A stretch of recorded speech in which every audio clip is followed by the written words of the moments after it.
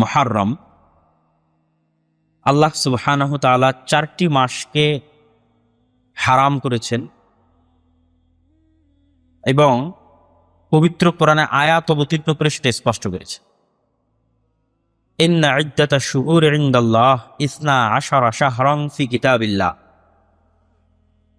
যেই দিন থেকে আল্লাহ আসমান এবং জমিন সৃষ্টি করেছেন ওই দিন থেকে আল্লাহর গণনায় মাস হচ্ছে 12টি।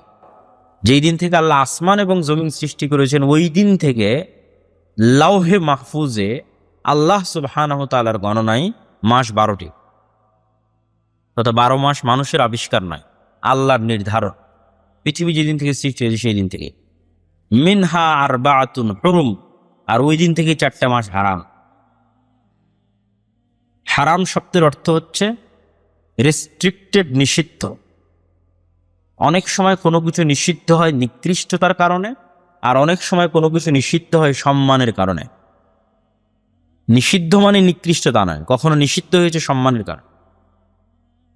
যেমন আপনারা বলেন যে মাহরাম, মেয়ের সাথে মাহরাম যে থাকবে, মাহরাম মানেও কিন্তু হারাম। কি হারাম? ওই মেয়ের সাথে যার বিবাহ হারাম সে তার মাহ। যেমন মেয়ের সাথে তার পিতার বিবাহ হারাম, নিষিদ্ধ। তো এই নিষিদ্ধ মানে একজন আরেকজনের জন্য নিকৃষ্ট না। হারাম কখনো নিকৃষ্টতার কারণে এবং কখনো সম্মানের কারণে। তাহলে ঠিক তেমনি সম্মানের কারণে হারাম কি? প্রাইম মিনিস্টার যে এরিয়ায় আছে, সংসদ ভবন যে এরিয়া আছে, রেস্ট্রিক্টেড এরিয়া। ক্যান্টনমেন্ট যে এরিয়া আছে, নিকৃষ্ট হওয়ার কারণে রেস্ট্রিক্টেড না, অনেক দামি হওয়ার কারণে রেস্ট্রিক্টেড। অনেক দামি ভিআইপি পার্সনরা সেখানে আছে, রাষ্ট্রের গুরুত্বপূর্ণ দামি জিনিস রেস্ট্রিক্টেড, নিষিদ্ধ। তো এইরকমই আল্লাহ সুবহানাহু ওয়া তাআলার বিধানে কিছু শহর হারাম, কিছু এলাকা হারাম, কিছু মাস হারাম।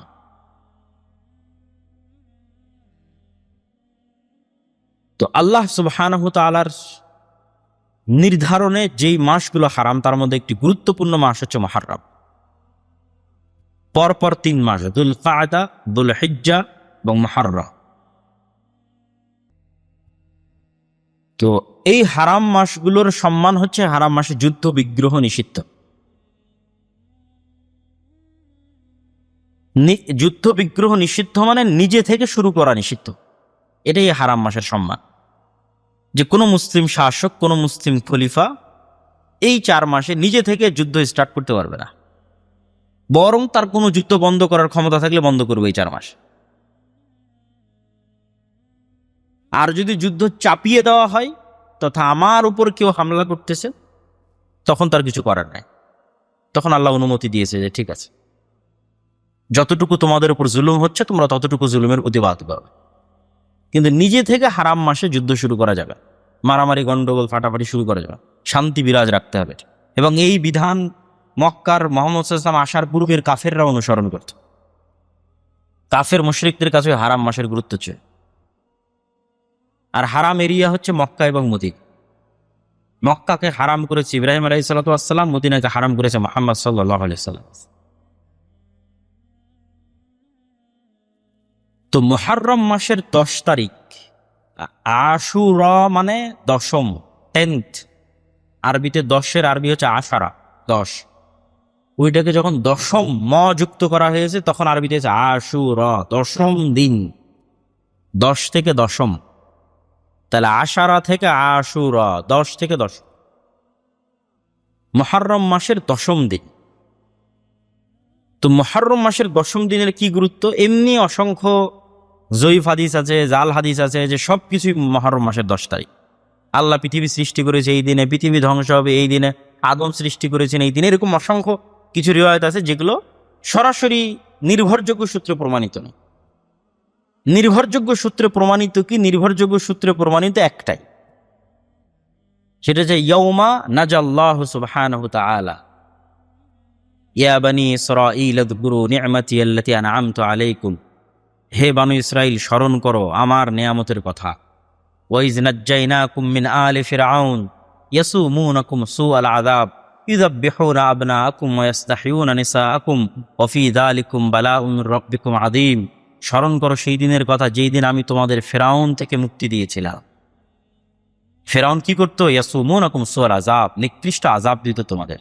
কিভাবে আযাব দিত? ইযাববিহুনা আবনাকুম, তোমাদের ছেলে সন্তানদের জবাই করতো। ওয়া ইস্তাহয়ুনা নিসাআকুম, তোমাদের মেয়েদের বাঁচিয়ে রাখতো। কি দয়ায় বাঁচিয়ে রাখতো মেয়েদের? না, একদিকে পুরুষকে হত্যা করা হচ্ছে, আর একদিকে পরিবারের সম্মান, মেয়েদেরকে বাঁচিয়ে রাখা হচ্ছে দাসত্ব করার জন্য, প্র্যাকটিক্যাল দাসত্ব করার জন্য, আর পুরুষদেরকে হত্যাই করা হচ্ছে।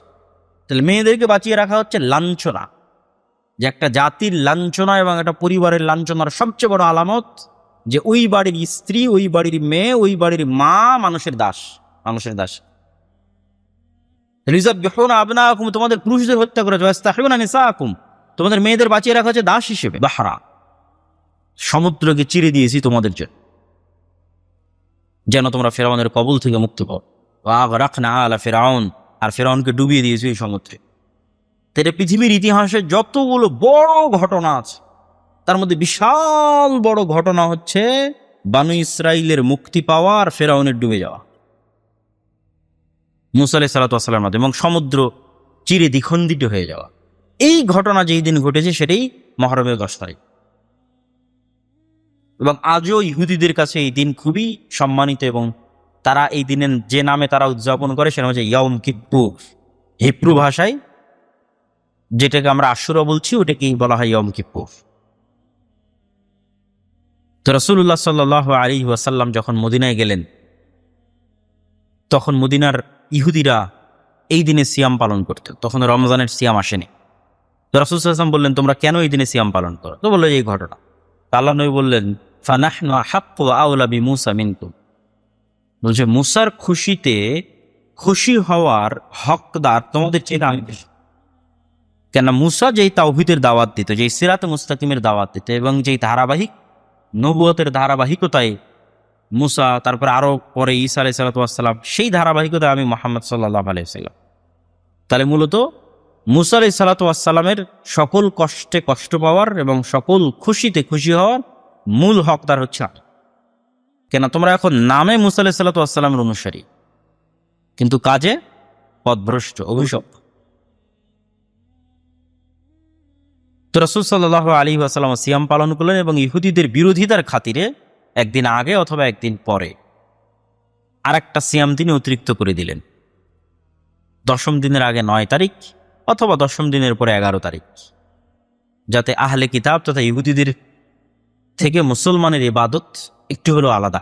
তো রাসূলুল্লাহ সাল্লাল্লাহু আলাইহি ওয়াসাল্লাম দুইটা হাদিস, আফজালুস সিয়াম বা'দা রমাদান শাহরুল্লাহিল মুহাররম, রমাজানের পরে আল্লাহর নিকটে সবচেয়ে শ্রেষ্ঠ সিয়াম হচ্ছে মুহররম মাসের সিয়াম।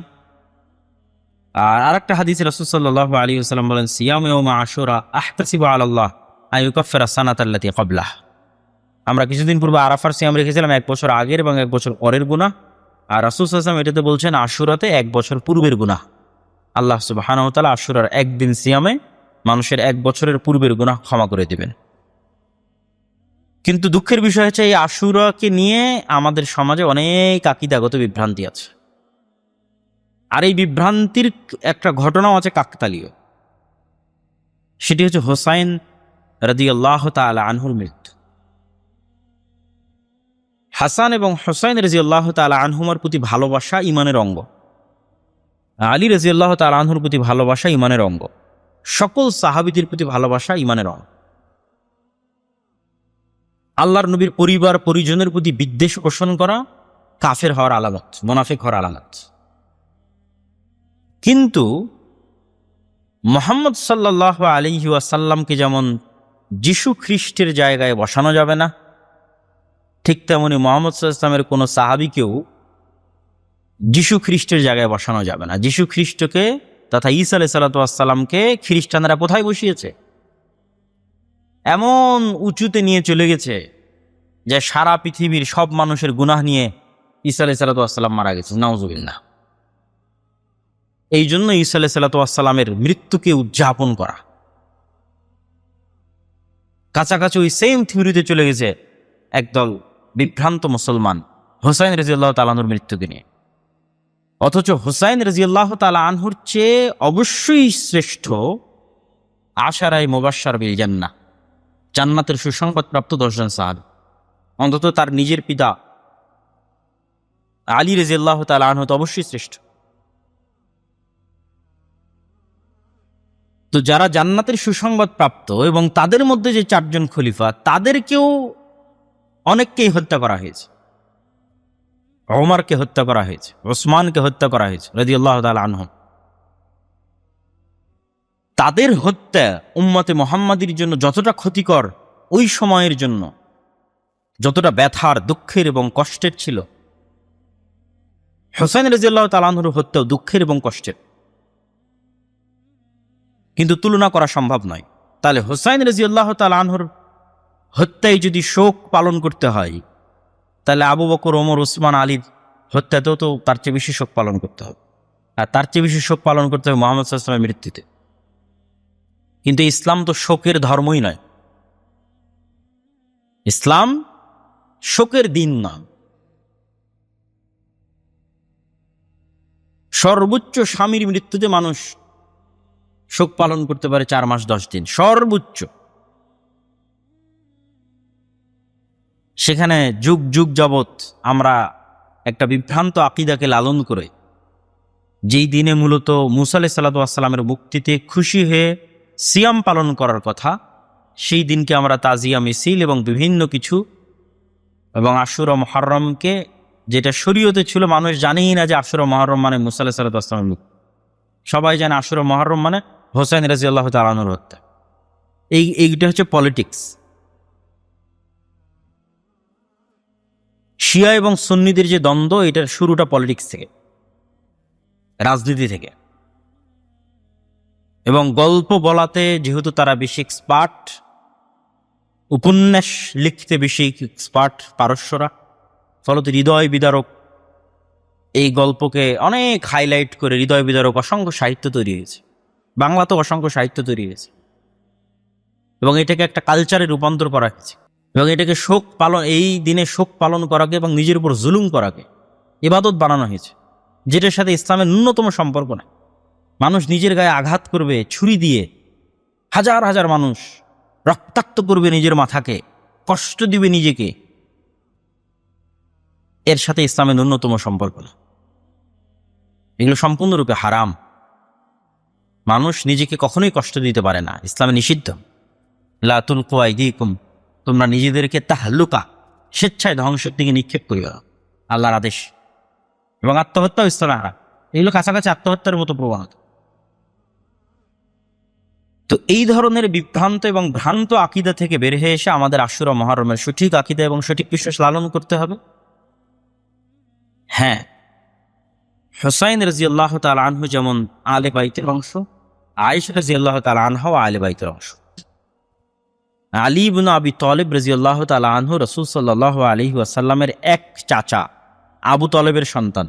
তো রাসূল সাল্লাল্লাহু আলাইহি ওয়াসাল্লামের তো আরও চাচা আছে, আব্বাস ইবনে আব্দুল মুত্তালিব, হামজা ইবনে আব্দুল মুত্তালিব, তাদের সন্তানেরা কই? তাদের সন্তানেরা আলে বাইতের অংশ। আব্দুল্লাহ বিন আব্বাস এবং তাদের পরিবার আলে বাইতের অংশ। তাহলে শুধু একজনকে যদি আমি সম্পূর্ণরূপে আলাদা করে নিই, আলী রাদিয়াল্লাহু তাআলা রাসূল সাল্লাল্লাহু আলাইহি ওয়াসাল্লাম মাত্র এক মেয়েকে বিবাহ করেছে, আর ওসমান রাদিয়াল্লাহু আনহু 2 মেয়েকে বিয়ে করেছে। তো রাসূল সাল্লাল্লাহু আলাইহি ওয়াসাল্লাম 2 মেয়েকে বিয়ে করার পর ওসমান রাদিয়াল্লাহু আনহু হয়ে গেল আমার কাছে ঘৃণার পাত্র। আর এক মেয়েকে বিবাহ করার কারণে আমি তাকে হাইলাইট করে উপরে নিয়ে যেতে যেতে যেতে যেতে কেউ কেউ ইলাহ, আল্লাহ বানিয়ে ফেলেছে আলী রাদিয়াল্লাহু তাআলা, নাউযুবিল্লাহ। তাহলে এই তুলনাগুলো থেকেই তো বোঝা যায় যে এটার মধ্যে কোথাও না কোথাও গ্যাপ আছে, ভুল ত্রুটি আছে। যদি আল্লাহ নবীর পরিবারের প্রতি ভালোবাসা হয়, তাহলে যিনি আল্লাহ নবী 2 মেয়েকে বিয়ে করেছে ওসমান রাদিয়াল্লাহু তাআলা, উনি তো বেশি ভালোবাসার পাত্র। যদি আল্লাহ নবীর মেয়ের জামাই হিসেবে বেশি ভালোবাসার পাত্র, তাহলে এই জিনিসগুলো আসলে লজিক্যালি টিকে না, বরং এগুলো প্রত্যেকটাই মূলত পলিটিক্স। হ্যাঁ, এটা ঠিক যে যেই মুহূর্তে হোসাইন রাদিয়াল্লাহু তাআলা আনহুকে হত্যা করা হচ্ছে, ওই মুহূর্তের শাসক ইয়াজিদ। কিন্তু উমাইয়াদের দারুল খেলাফা হচ্ছে দামেস্ক, আর নিহত হচ্ছেন হোসাইন রাদিয়াল্লাহু তাআলা আনহু ইরাকে। ইরাক থেকে সিরিয়ার দূরত্ব ভালোই, এবং মধ্যে মরুভূমি থাকায় যাওয়ার রাস্তা অনেক ক্রিটিক্যাল। ফোরাত নদীর তীর ধরে ঘুরে যেতে। ইব্রাহিম আলাইহিস সালাতু ওয়াস সালাম যখন ইরাক থেকে সিরিয়াতে হিজরত করেছিলেন, তখনও ওনাকে এইভাবে ঘুরে আসতে হয়েছে। তো শাসক আছে দামেস্ক, সরাসরি তার পক্ষ থেকে হত্যার আদেশের প্রমাণ ইতিহাসে পাওয়া যায়। বায়াত যেন না নিতে পারে, আত্মসমর্পণ যেন করে, আমার হাতে এসে যেন বায়াত নাই, এই রকমের আদেশ। কিন্তু মূল কালপ্রিট এখানে হচ্ছে কুফার মানুষেরা, যারা মুনাফিকি করেছে, যারা তাকে অনেক উৎসাহ দিয়ে মদিনা থেকে নিয়ে গেছে, আসেন আমরা আপনার পাশে থাকবো, অমুক করব তুমুক করব, কিন্তু যাওয়ার পর আর পাশে নাই। তো মূল কালপ্রিট হচ্ছে আহলে কুফা, কুফার তৎকালীন যারা মানুষ, যারা তাকে দাওয়াত দিয়ে উস্কিয়ে মদিনা থেকে বের করে নিয়ে এসেছে কুফায়, কিন্তু যখন কুফায় এসেছে তখন আর সাথ দেয়। ঘটনা অত্যন্ত হৃদয় বিদারক। অবশ্যই ইয়াজিদ ইবনে মুআবিয়াকে এতটুকুর জন্য দায় দেওয়াই যায় যে সে হত্যাকারীর কোনো বিচার করেছিল কিনা, এই প্রশ্ন অবশ্যই উত্থাপন করা যায়। এই জন্য আহলুস সুন্নাত ওয়াল জামাতের পক্ষ থেকে শাইখুল ইসলাম ইবনে তাইমিয়া বলেছেন, ইয়াজিদ ইবনে মুআবিয়া না প্রশংসার যোগ্য না নিন্দারও যোগ্য। নিন্দা করেও আমরা গুনাহের ভাগিদার হতে রাজি নই, প্রশংসা করেও কেন সে সাহাবী নয়, আলাদা করে তার প্রতি আমাদের কোনো জিম্মেদারিও না। কিন্তু এইটার কারণে তার পিতা মুআবিয়া রাদিয়াল্লাহু তাআলা আনহুকে দায় দেওয়া, তখন তিনি পৃথিবীতে নাই, উনি অনেক আগে পৃথিবী থেকে চলে গেছে। মুআবিয়া রাদিয়াল্লাহু তাআলা আনহু আরেক সাহাবীর সন্তান, যে আবু সুফিয়ান, মুআবিয়া ইবনে আবি সুফিয়ান। আবু সুফিয়ান হচ্ছে আবু জাহালের পরে মক্কার কুরাইশদের নেতা। আবু সুফিয়ান রাদিয়াল্লাহু তাআলা আনহু মক্কা বিজয়ের সময় ইসলাম গ্রহণ করে, এবং আবু সুফিয়ান রাদিয়াল্লাহু তাআলা আনহু এবং তার সন্তান মুআবিয়া রাদিয়াল্লাহু তাআলা আনহু রাসূল সাল্লাল্লাহু আলাইহি ওয়াসাল্লামের অনেক নিকটস্থ এবং অনেক কাছের। যারাই পূর্বে কাফের থেকে মুসলমান হয়েছে, তাদের কারো প্রতি বিদ্বেষ রাখার সুযোগ নাই, তার পূর্বের কাফের অবস্থার কারণে। কি জন্য সুযোগ নাই? ওমর রাদিয়াল্লাহু তাআলা আনহু তো পূর্বে কাফের ছিলেন, মুশরিক ছিলেন, রাসূল সাল্লাল্লাহু আলাইহি ওয়াসাল্লামের শত্রু ছিলেন। খালিদ বিন ওয়ালিদ তো এক যুদ্ধে মুহাম্মদ সাল্লাল্লাহু আলাইহি ওয়াসাল্লামের বিরুদ্ধে বিজয় অর্জন করেছে, উহুদের যুদ্ধে। পরে খালিদ বিন ওয়ালিদ তো সব যুদ্ধে মুসলমানদের নেতৃত্ব দিয়েছে। আজ যদ্দূর পর্যন্ত মুসলমানদের সীমানা সবই খালিদ বিন ওয়ালিদের অবদান। তাহলে যেই কারণে আপনি ওমর রাদিয়াল্লাহু তাআলা আনহুকে ঘৃণা করতে পারেন না, খালিদ বিন ওয়ালিদকে পারেন না, ওই কারণে আবু সুফিয়ান এবং মুআবিয়া বিন আবু সুফিয়ানকে পারেন না। বরং ঘৃণা করা তো বহু দূরের কথা, ঘৃণা রাখলে মানুষ কাফের হয়ে যেতে পারে। এই জন্য একটা প্রশ্নের উত্তরে একজন সালাফ বলেছেন যে ওমর ইবনে আব্দুল আজিজ বেশি শ্রেষ্ঠ না মুআবিয়া ইবনে আবি সুফিয়ান বেশি শ্রেষ্ঠ? কেন ওমর ইবনে আব্দুল আজিজের শাসনকালকে মানুষ খোলাফায়ে রাশেদার শাসনকালের সাথে তুলনা করত, অথচ ওমর ইবনে আব্দুল আজিজ সাহাবী নয়, উমাইয়া খেলাফতের একজন শাসক। তখন একজন সালাফি সালিন উত্তরে বলেছেন যে ওমর ইবনে আব্দুল আজিজের সারা জীবনের আমল আর মুআবিয়া ইবনে আবি সুফিয়ানের একটা সিজদা যা রাসূল সাল্লাল্লাহু আলাইহি ওয়াসাল্লামের সাথে দিয়েছে, দুইটার তুলনা হবে। সাহাবীদেরকে ওই সর্বোচ্চ মর্যাদার জায়গা দিয়ে রাখতাম। ফলত এই নিকৃষ্ট পলিটিক্সের মধ্যে ঢুকে ঈমান হারানো অত্যন্ত বড় একটি শয়তানের ষড়যন্ত্র। এই ষড়যন্ত্রে আমাদের পা দেওয়া যাবে না।